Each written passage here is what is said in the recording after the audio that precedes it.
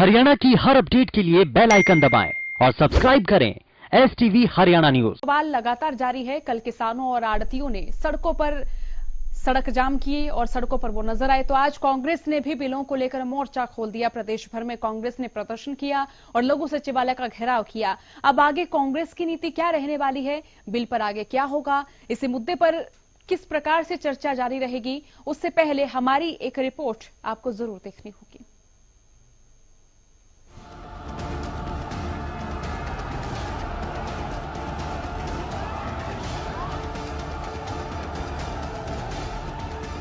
सरकार की तरफ से लाए गए कृषि बिलों पर सड़क से संसद तक हंगामा मचा हुआ है।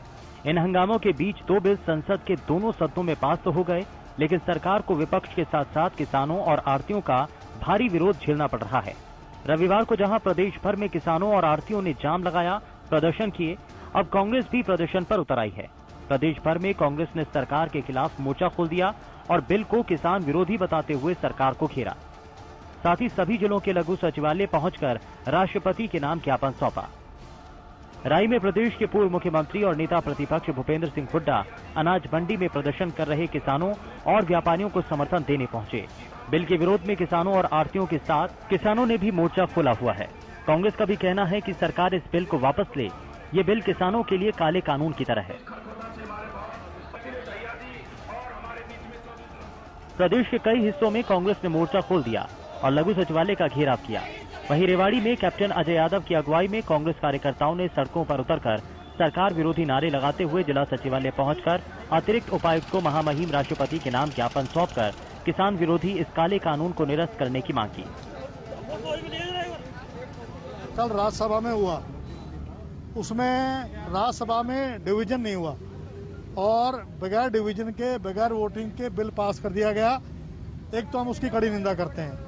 एक जो ये काला कानून है, ये किसानों को गुलाम बनाने के लिए एक जो है सबसे पहला कदम है। हिसार में भी सैकड़ों की संख्या में कांग्रेस कार्यकर्ता बैनर पोस्टर लेकर सड़कों पर उतरे और लघु सचिवालय पहुंचे। आदमपुर से कांग्रेस विधायक कुलदीप बिश्नोई भी कार्यकर्ताओं के साथ लघु सचिवालय पहुंचे। इस दौरान कांग्रेस कार्यकर्ताओं ने लघु सचिवालय का घेराव किया और बिल को लेकर सरकार के खिलाफ जमकर नारेबाजी की। जो फॉर्म बिल लाए हैं उसकी पुरजोर हम निंदा करते हैं। आज कांग्रेस पार्टी पूरे देश के किसानों के साथ खड़ी है। ये काला कानून है, ये किसानों को तबाह और बर्बाद करने वाला कानून है, किसानों को अपनी जमीन पर मजदूर बनाने वाला कानून है। हम इसकी पूर्ण रूप से निंदा करते हैं। कृषि बिल के विरोध में कांग्रेस का जोरदार प्रदर्शन कुरुक्षेत्र में भी हुआ। कुरुक्षेत्र के लघु सचिवालय पर पूर्व मंत्री अशोक अरोड़ा समेत पूर्व कृषि मंत्री हरमोहिंदर सिंह चड्ढा, विधायक और कांग्रेस कार्यकर्ताओं ने प्रदर्शन किया और राष्ट्रपति के नाम ज्ञापन सौंपते हुए बिल को निरस्त करने की मांग की। हम इकट्ठे होकर आज महामहिम राष्ट्रपति के नाम जिला उपायुक्त के माध्यम से हमने ज्ञापन दिया है कि ये अध्यादेश तुरंत सरकार को वापस भेजा जाए, इन पे कोई साइन न किया जाए। अगर इन पे साइन होता है तो निश्चित रूप से किसान और गरीब के ऊपर डेथ वारंट पे साइन करने जा रही है। तो इसका विरोध करने के लिए आज सभी कांग्रेस पार्टी के कार्यकर्ता पूरे प्रदेश के अंदर सड़कों पे। बात फरीदाबाद की करें तो सैकड़ों की संख्या में कांग्रेस कार्यकर्ता सेक्टर 12 लघु सचिवालय पहुंचे और सरकार के खिलाफ नारेबाजी की। कांग्रेस की मांग है कि जो सरकार कृषि बिल लाई है उसे वापस लिया जाए। साथ ही इस दौरान कार्यकर्ताओं ने चेतावनी दी कि अगर इस काले कानून को वापस नहीं लिया गया तो कांग्रेस सड़कों पर उतरकर प्रदर्शन करेगी। फतेहाबाद में भी इसी तरह की तस्वीर नजर आई। बिलों के विरोध में कांग्रेस कार्यकर्ता फतेहाबाद लघु सचिवालय पहुंचे। यहां प्रदर्शन की अगुवाई पूर्व कृषि मंत्री परमवीर सिंह ने की और सरकार के खिलाफ जमकर नारेबाजी की। कांग्रेस कार्यकर्ताओं ने बिलों को काला कानून बताते हुए उप मुख्यमंत्री दुष्यंत चौटाला को घेरा। झज्जर में भी जिले के विधायक कार्यकर्ताओं के साथ लघु सचिवालय पहुंचे। बादी हलके के विधायक कुलदीप वत्स भी मौके पर पहुंचे। कांग्रेस कार्यकर्ताओं ने बीजेपी और जेजेपी के खिलाफ जमकर नारेबाजी की। कैथल में भी बिलों के खिलाफ प्रदर्शन किया गया। कांग्रेस कार्यकर्ता लघु सचिवालय पहुंचे और प्रदर्शन किया। कांग्रेस कार्यकर्ताओं ने काला कानून वापस लो के बैनर पोस्टर के साथ अपना विरोध दर्ज कराया। साथ ही बिल को वापस लेने की मांग की।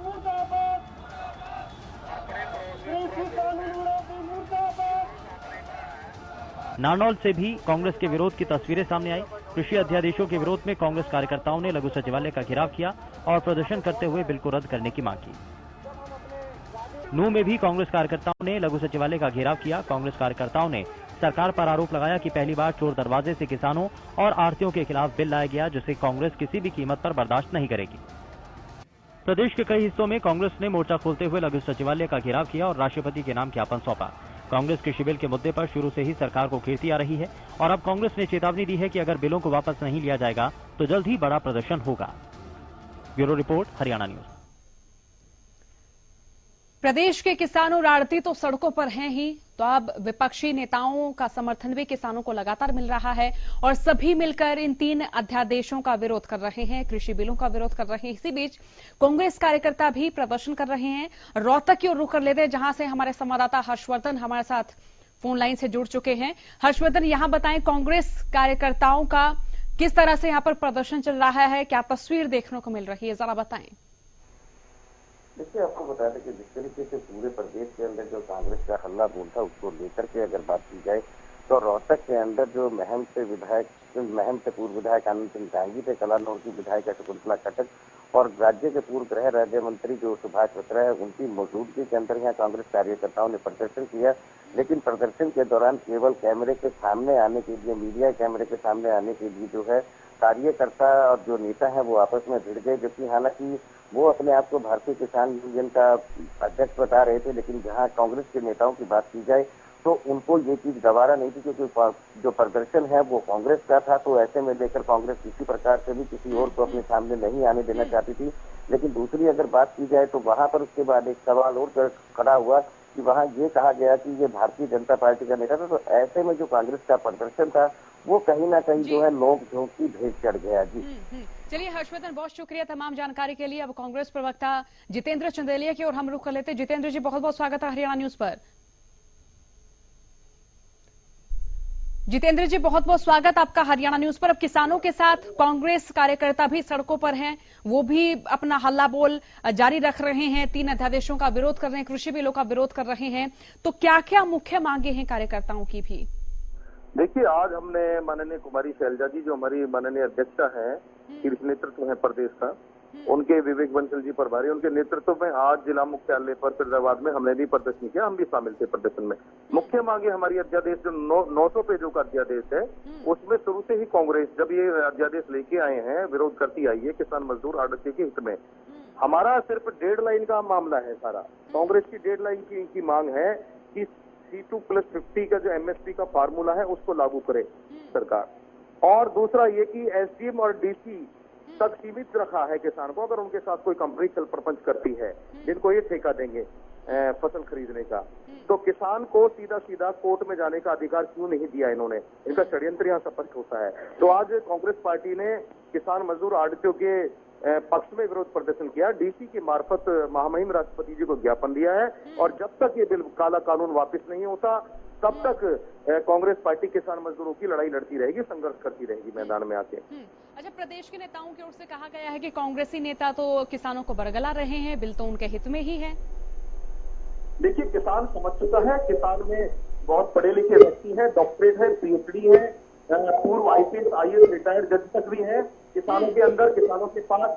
तो वो किसानों को कोई बरगला नहीं सकता। इनकी नीति स्पष्ट है, पूंजीपतियों को बढ़ावा देने की नीति है भाजपा जनता की, प्रदेश की सरकार की और केंद्र की सरकार की, मोदी जी की। मैं नरेंद्र तोमर जी की बात करता हूँ जो इनके कृषि मंत्री हैं। इनकी लोकसभा मुरैना मध्य प्रदेश के अंदर, इनकी 2 विधानसभा, इनकी लोकसभा में अम्बा दिमनी, वहाँ आत्महत्या की है किसानों ने। वहां पर जब किसानों को न्याय नहीं दे पाए भाजपा के कृषि मंत्री, केंद्र के कृषि मंत्री, देश के कृषि मंत्री, तो ये देश के किसानों को क्या न्याय दे सकते हैं? तो बड़ा दुर्भाग्यपूर्ण है। काला कानून जो पास किया इन्होंने, धामनीमत से इन्होंने पास किया, वोटिंग से पास नहीं किया, और वहां पर विपक्ष की रायशुमारी नहीं की गई, विपक्ष की बात नहीं सुनी गई, किसानों से रायशुमारी नहीं की गई। तो कांग्रेस पार्टी इस काले कानून का विरोध करती है। अच्छा, कांग्रेस का प्रदेशव्यापी विरोध प्रदर्शन है, आगे की क्या रणनीति है जितेंद्र जी? देखिए, आगे की जो रणनीति है कांग्रेस पार्टी की वो शीर्ष नेतृत्व तय करेगा, और शीर्ष नेतृत्व और कांग्रेस पार्टी का एक एक कार्यकर्ता देश के साथ है, किसान के साथ है, मजदूर के साथ है, आढ़ती के साथ है। हम चाहते हैं कि मजदूर को मजदूरी और गुनाहगार को सजा मिले। जिन्होंने लाठीचार्ज का आदेश दिया उनको सजा मिले, जिन्होंने 307 के मुकदमे दर्ज कराए उनको सजा मिले।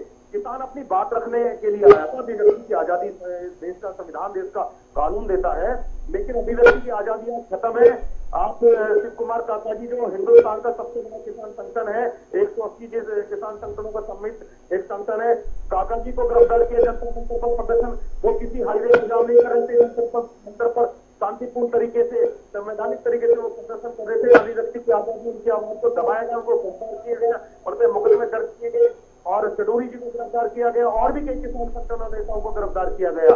तो ये किसान की और कांग्रेस की आवाज को नहीं दबा सकते, किसान समझ चुका है और ये मामला गरीब से भी जुड़ा हुआ है।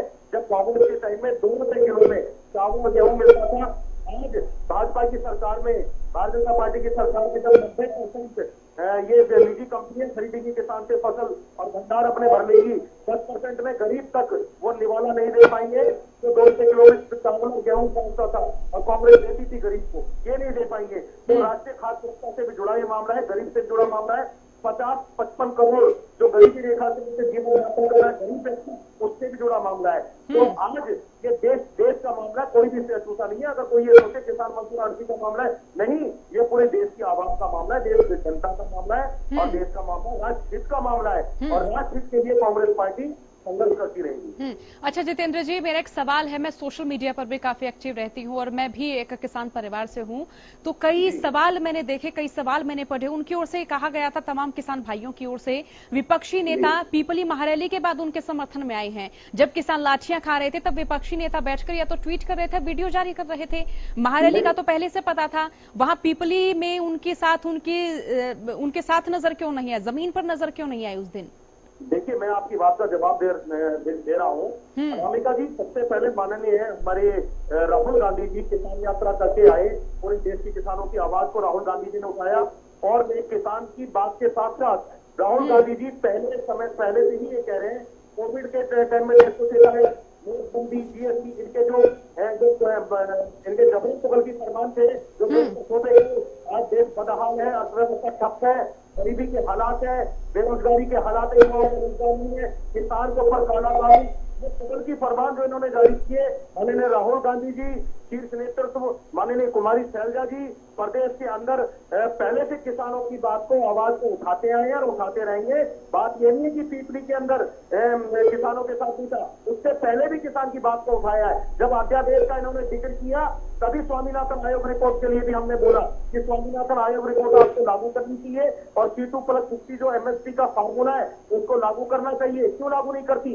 क्यों डीजल के दाम इतने इन्होंने बढ़ा दिए? अगर डीजल के दाम इन्होंने 80 रुपए तक इन्होंने बढ़ाए तो इनको किसान को सब्सिडी देनी चाहिए थी। इनकी नीयत में खोट है। इस षड्यंत्र को किसान मजदूर और देश की आवाम समझ चुकी है और कांग्रेस पार्टी किसान के साथ थी, किसान के साथ है और हमारा एक ही नारा है, जय जवान जय किसान।